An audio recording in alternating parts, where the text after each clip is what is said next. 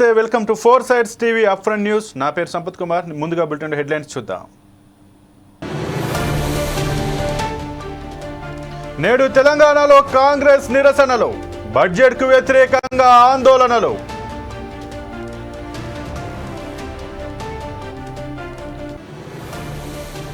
రేపు తెలంగాణ కేబినెట్ భేటీ, కులగణన నివేదికపై చర్చ.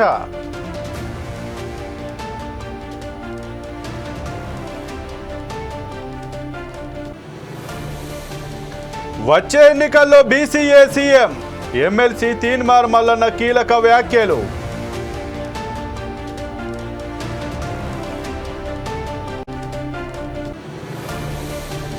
నిధుల కేటాయింపుల్లో నిర్లక్ష్యం, తెలంగాణకు అన్యాయం జరిగిందన్న సీతక్క.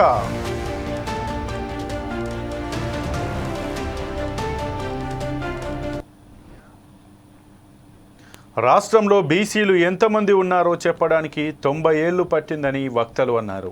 రిజర్వేషన్ల అమలుకు బీసీలు తెగించి కొట్లాడాలని పిలుపునిచ్చారు.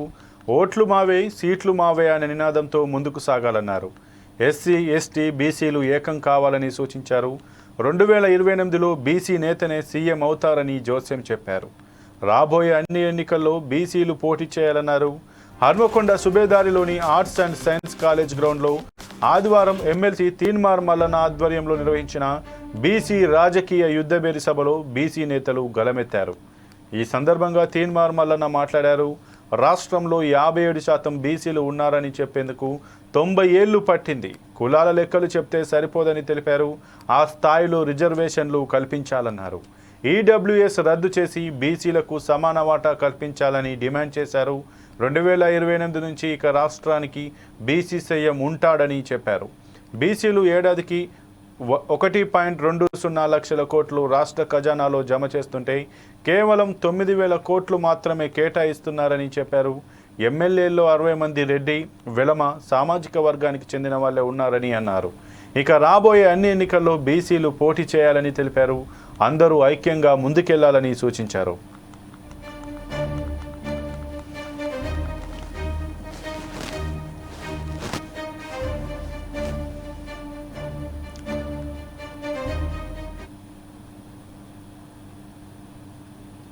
రేపు తెలంగాణ కేబినెట్ భేటీ కానుంది. కులగణన పైన కమిటీ ఇచ్చే నివేదికను కేబినెట్లో చర్చించనుంది. ఉదయం కేబినెట్ సమావేశం జరగనుంది. అనంతరం మధ్యాహ్నం అసెంబ్లీ సమావేశం నిర్వహించనున్నారు. ఈ సమావేశాల్లోనే బీసీ రిజర్వేషన్లు, కులగణనపై సుదీర్ఘ చర్చ జరపబోతున్నట్లు మంత్రి పొన్నం తెలిపారు.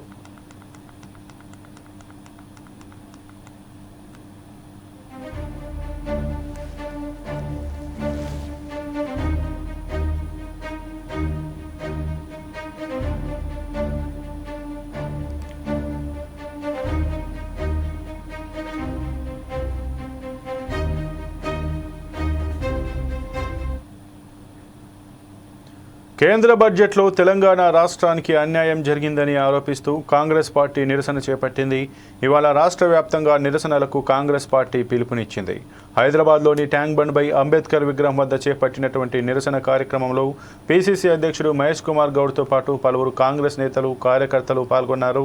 ఈ సందర్భంగా మహేష్ కుమార్ గౌడ్ మాట్లాడుతూ సమాఖ్య స్ఫూర్తికి విరుద్ధంగా మోదీ ప్రభుత్వం వ్యవహరిస్తోందని ధ్వజమెత్తారు.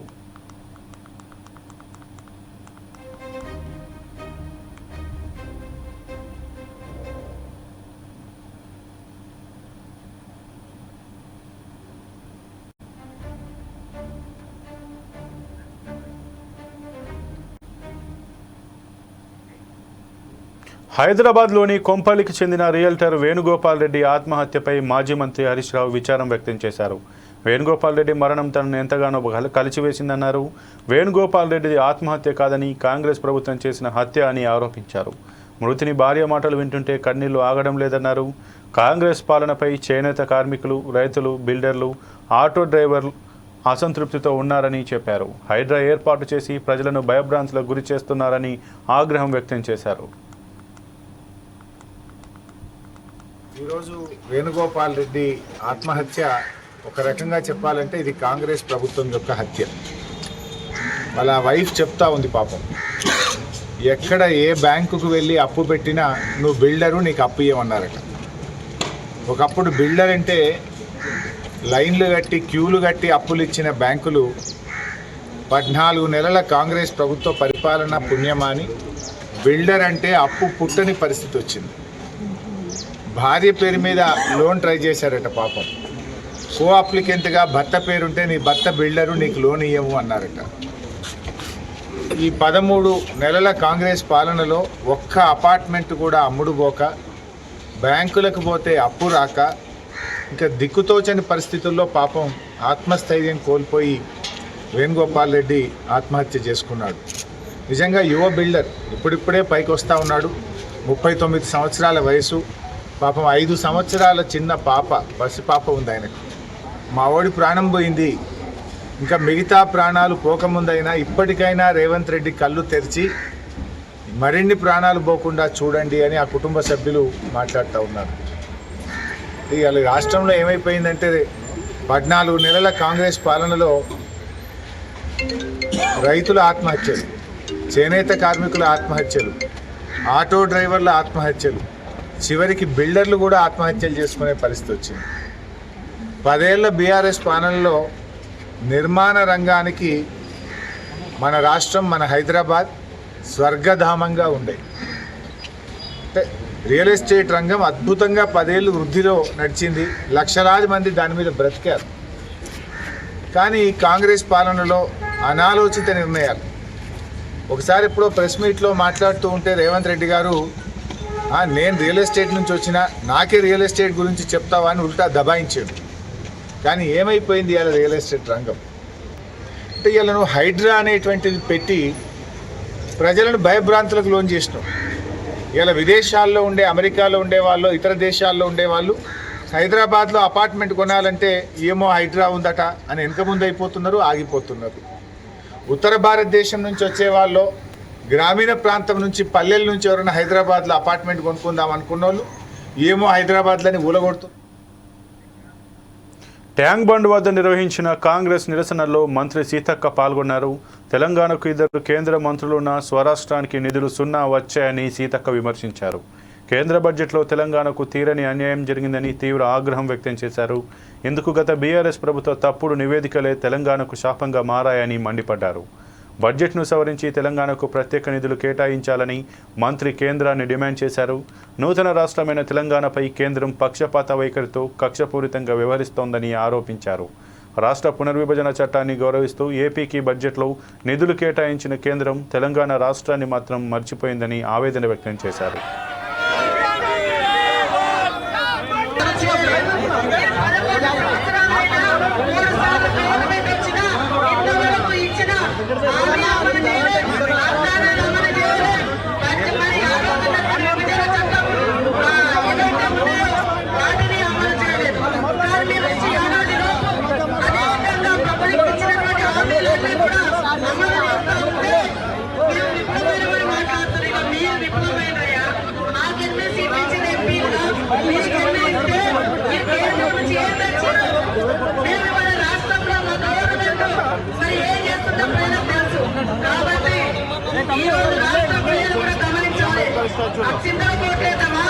అభివృద్ధి కోల్పోతామా?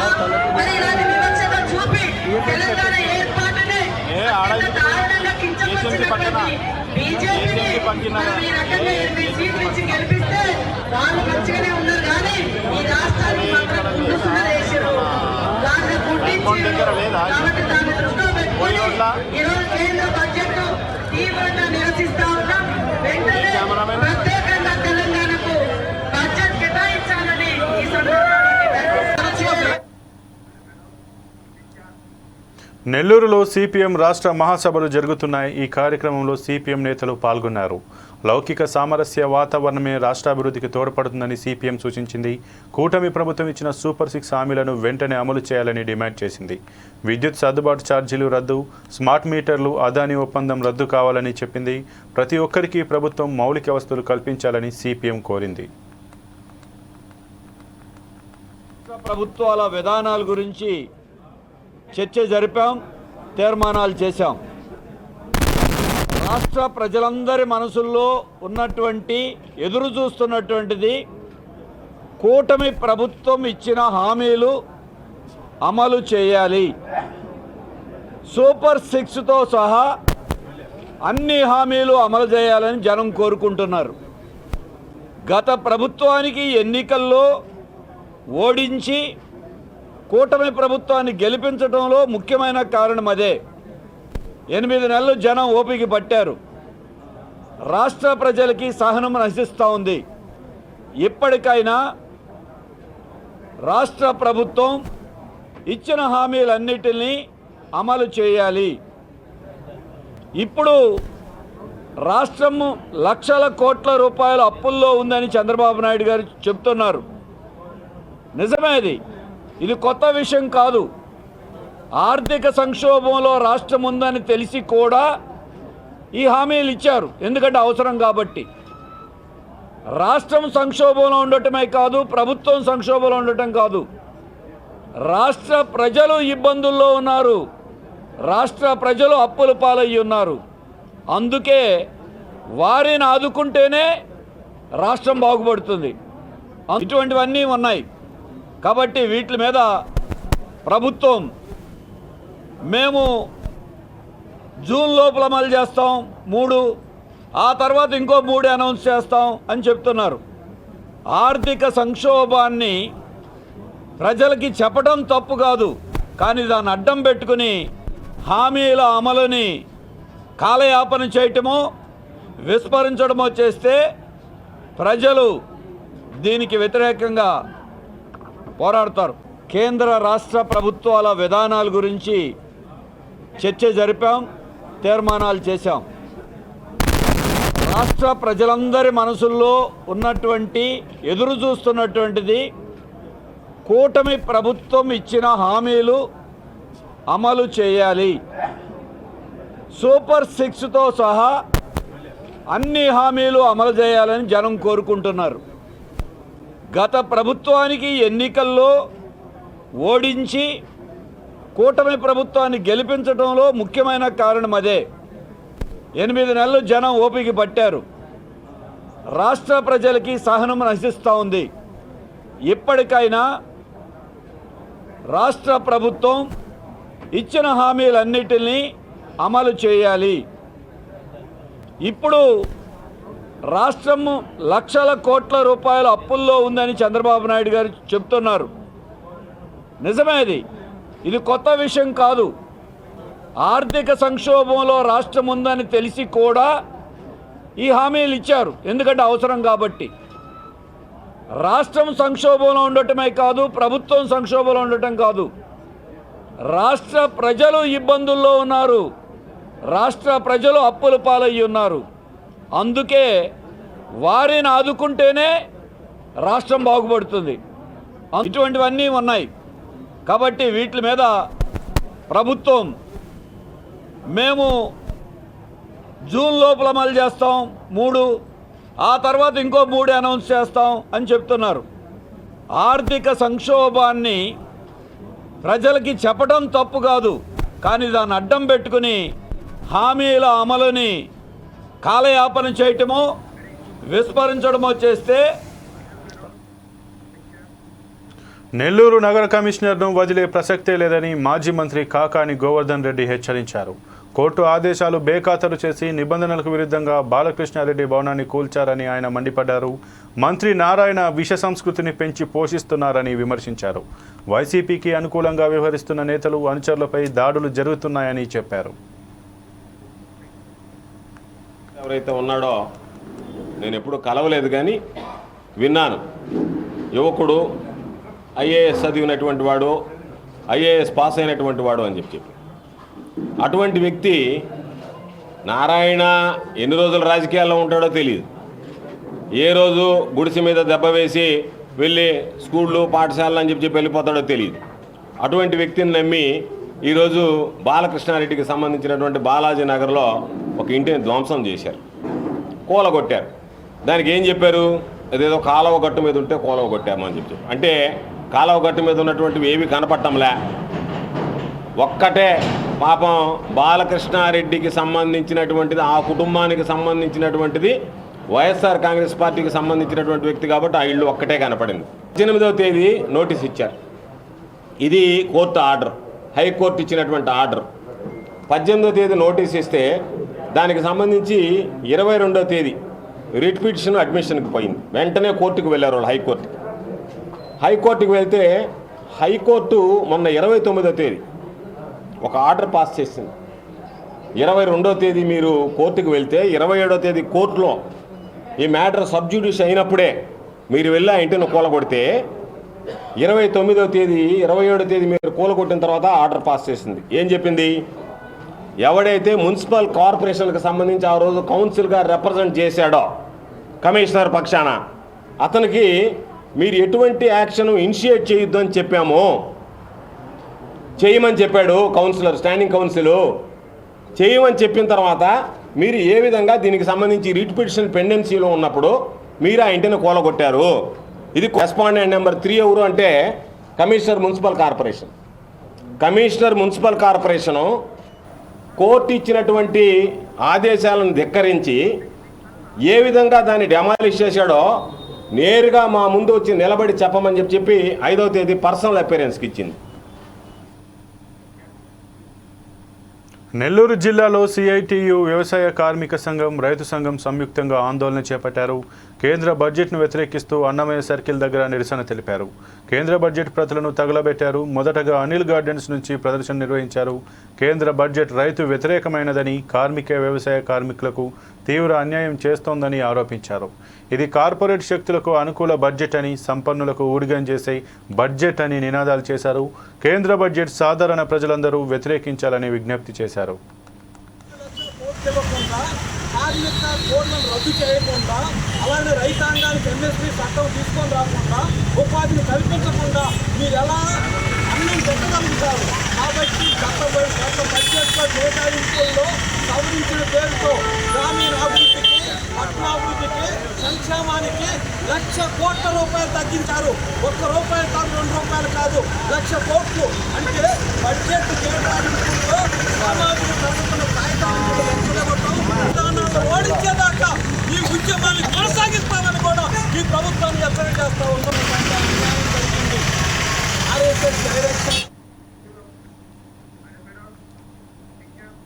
శ్రీకాకుళంలో రథసప్తమి శోభాయాత్ర వైభవంగా జరిగింది. సంస్కృతి సంప్రదాయాలు ఉట్టిపడేలా వేడుకను నిర్వహించారు. ఈ వేడుకకు భక్తులు వేలాదిగా తరలివచ్చారు. ఈ శోభాయాత్ర కాలేజీ రోడ్డు నుంచి అరసవెల్లి ప్రధాన ఆలయం వరకు సాగింది. 100 మంది మహిళలతో కలశయాత్ర ప్రత్యేక ఆకర్షణగా నిలిచింది.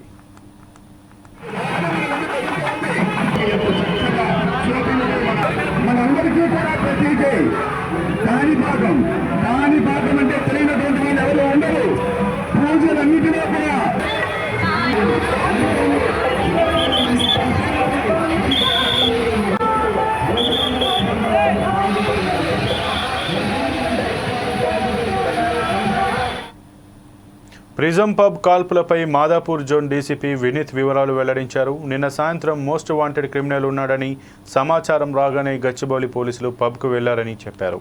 నేరస్తుడిని పట్టుకునే క్రమంలో 2 రౌండ్లు ఫైర్ చేసినట్లు తెలిపారు. Head constable వెంకటరెడ్డికి గాయమైందన్నారు. చాకచక్యంతో పోలీసులు క్రిమినల్ని పట్టుకున్నారన్నారు. ఇన్వెస్టిగేషన్ చేస్తున్న సమయంలో నేరస్తుడు ఉంటున్న ఇంట్లో మరో పిస్తోల్ దొరికిందన్నారు. 451 లైవ్ రౌండ్స్ దొరికాయని చెప్పారు.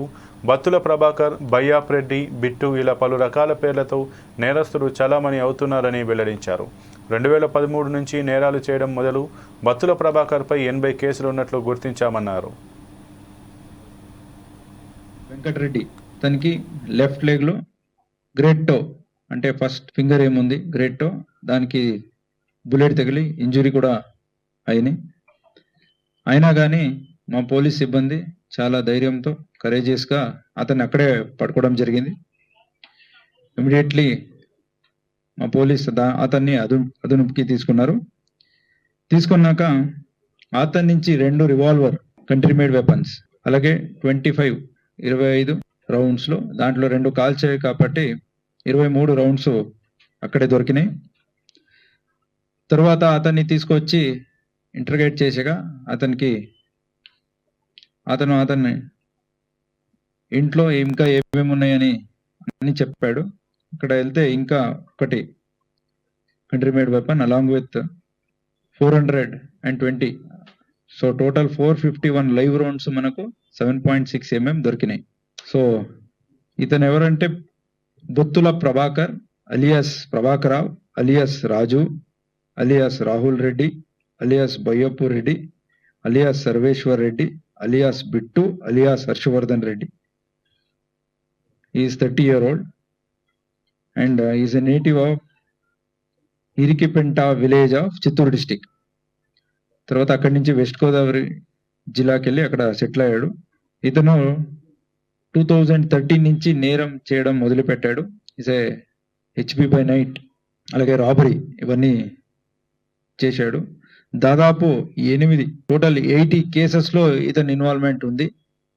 ఇప్పటి వరకు మనకు 23 కేసెస్లో వాంటెడ్గా ఉన్నాడు. ఆంధ్ర, తెలంగాణ, తమిళనాడు, కర్ణాటక చుట్టూ రాష్ట్రంలో కూడా ఇతను నేరం చేశాడు. కాకినాడ గొల్ల మామిడాడలోని సూర్యనారాయణ స్వామి కళ్యాణ మహోత్సవానికి ఆలయ కమిటీ ఆధ్వర్యంలో ఏర్పాట్లు పూర్తయ్యాయి. దేశంలో ఉన్న సూర్య దేవాలయాలలో వైష్ణవ సాంప్రదాయం గల ఏకైక ఆలయంగా ప్రసిద్ధి చెందింది. ప్రతి ఏటా రథసప్తమి నుంచి 10 రోజుల పాటు ఆలయంలో విశేష పూజలు నిర్వహిస్తారు. శ్రీమన్నారాయణ కాకినాడ జిల్లా పెదపూడి మండలం గొల్లల మామిడాడ గ్రామంలో వేయించేసినటువంటి శ్రీ ఉషా పద్మిని ఛాయా సౌజ్ఞా సమేత శ్రీ సూర్యనారాయణ స్వామి వారి దేవస్థానం 1902 జూన్ 18లో ప్రతిష్ఠింపబడి ఉంది. ఈ స్వామివారికి ఈ మాఘమాసం నెల రోజుల్లో ప్రధానంగా ఆదివారాలు విశేష సంఖ్యలో భక్తులు స్వామివారి యొక్క ఆరాధనకి రావడం జరుగుతుంది. మాఘశుద్ధ సప్తమి నాడు శ్రీవారికి జయంతి ఉత్సవంతో ప్రారంభించుకొని మాఘశుద్ధ ఏకాదశి నాడు శ్రీవారి కళ్యాణ మహోత్సవం భీష్మ ఏకాదశికి నిర్వహించుకోవడం జరుగుతుంది. ఈ దేవాలయం మనకి దక్షిణ భారతదేశంలోనే ఏకైక శ్రీ వైష్ణవ సాంప్రదాయ సూర్యక్షేత్రంగా భాషిల్లుతోంది. ఈ స్వామివారి యొక్క ఆదివారం జరిగేటువంటి క్షీరాభిషేకం సామూహికంగా, అలాగనే స్వామివారి ఆరాధనలోనూ కూడా విశేష సంఖ్యలో భక్తులు పాల్గొని స్వామి కృపకు పాత్రుడే అందరూ కూడా ఆయురారోగ్యాలతో భోగభాగ్యాలతో వారి యొక్క కామ్యములు ఏవైతే ఉన్నాయో వాటిని కూడా సిద్ధించి తిరిగి మళ్ళీ స్వామి దేవుల యొక్క పునః ఆరాధనకి భక్తులు రావడం కూడా ఏ సంఖ్యలో వస్తున్నారు. కనుక ప్రతి ఒక్కరు కూడా ఆరోగ్యం భాస్కరాదిచ్చేత ఆరోగ్య ప్రదాత సూర్య భగవానుడు, అట్టి సూర్య భగవాన్ని మనం దర్శించి మనం సేవించుకున్నట్లయితే తప్పకుండా ఆరోగ్యవంతులే భోగభాగ్యాలతో సుఖిస్తారని కూడా మరొకసారి మనం తెలియజేస్తూ ఈ అవకాశాన్ని అందరూ కూడా వినియోగించుకొని ఈ స్వామివారి మెదక్ ఏడుపాయల వనదుర్గా మాత ఆలయంలో వసంత పంచమిని పురస్కరించుకొని వేడుకలు నిర్వహించారు. అమ్మవారు సరస్వతి రూపంలో దర్శనమిచ్చారు. ఇవాళ పిల్లలకు అక్షరాభ్యాసం చేసినట్లయితే అమ్మవారి ఆశీస్సులు ఉంటాయని పూజారి తెలిపారు.